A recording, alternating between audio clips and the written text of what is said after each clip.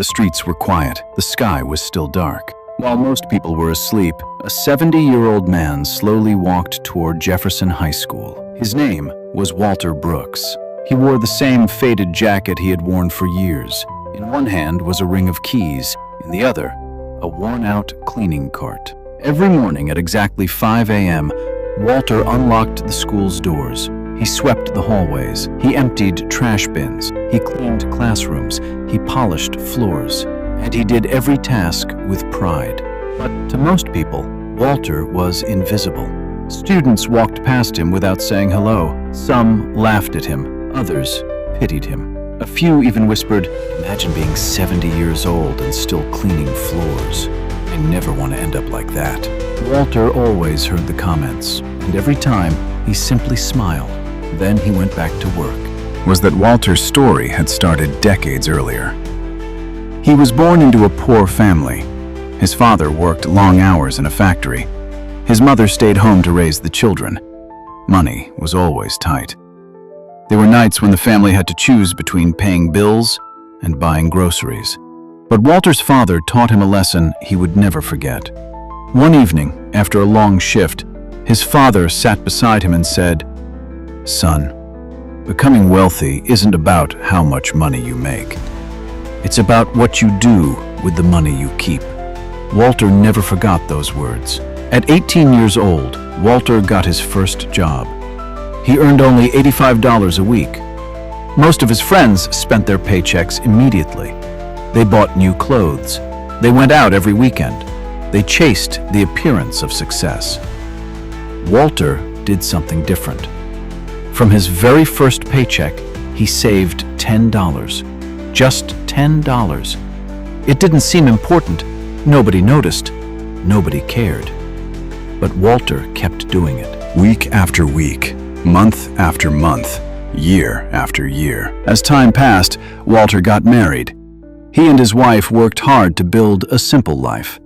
They had children. Bills increased. Unexpected expenses appeared. Life became difficult. Yet one habit never changed. Before spending money, Walter paid himself first. Every paycheck, no exceptions. Some years he saved a little, other years he saved more, but he never stopped. His friends often mocked him. One bought a luxury car, another purchased a huge house, someone else took expensive vacations every year. They asked Walter why he never did the same. Walter would smile and say, "I am buying freedom." They laughed, because freedom wasn't something they could see. A new car was visible, a bigger house was visible, expensive watches were visible. But financial freedom was invisible. Years passed. The children grew up. The economy changed. Markets crashed. Markets recovered. People panicked. People quit investing. Walter never did. He continued investing small amounts month after month. He didn't try to get rich quickly. He didn't chase trends. He didn't gamble on risky opportunities. He simply stayed consistent. One afternoon, a teacher noticed Walter eating lunch alone. The teacher sat beside him and asked, "Walter, did you ever dream of becoming something bigger?" Walter smiled. Then he answered, "Most people spend their lives trying to look successful. I spent mine trying to become free." The teacher nodded politely, but he didn't truly understand. Not yet. By the time Walter reached his 70s, his hair had turned completely white. His hands were rough from decades of work. His back hurt. His steps became slower. Yet he continued showing up every morning, never complaining, never making excuses, never seeking attention. To the town, Walter Brooks was just an old janitor. Nothing more, nothing special, nothing extraordinary. Or so they thought. Then, one winter evening, everything changed.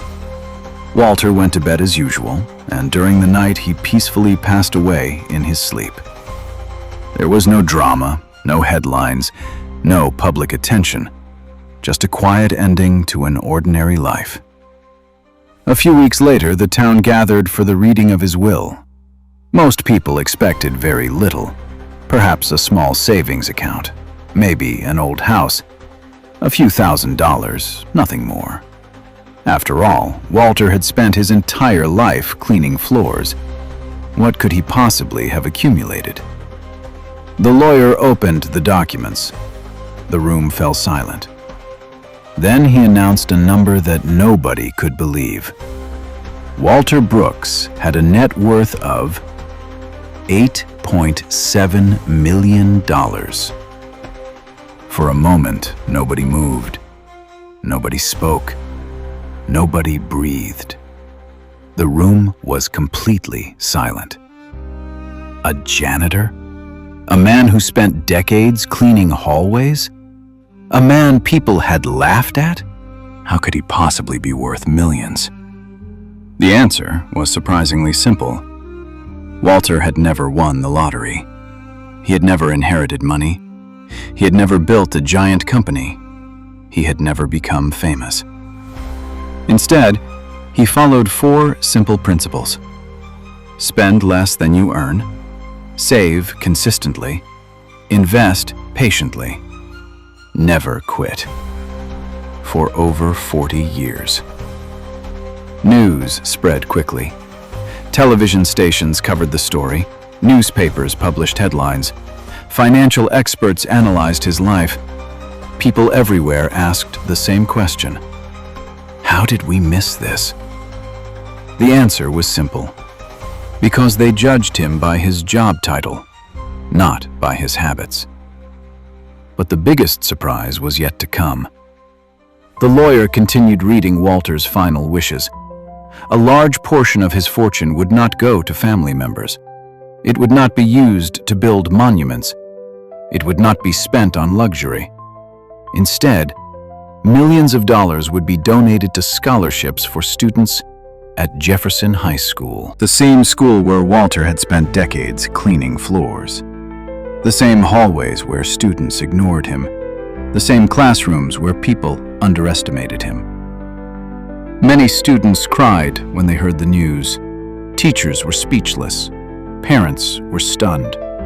For the first time, they realized who Walter Brooks truly was. He wasn't just a janitor. He was a man of discipline, a man of patience, a man who understood something most people never learn. True wealth is not measured by appearances. It is measured by choices. The choices nobody sees, the habits nobody applauds, the sacrifices nobody notices. Day after day, year after year, Walter Brooks never became famous. He never appeared on magazine covers. He never drove a luxury car. He never lived in a mansion. Yet in the end, he achieved something greater than wealth. He left behind a legacy that would help thousands of students pursue their dreams long after he was gone.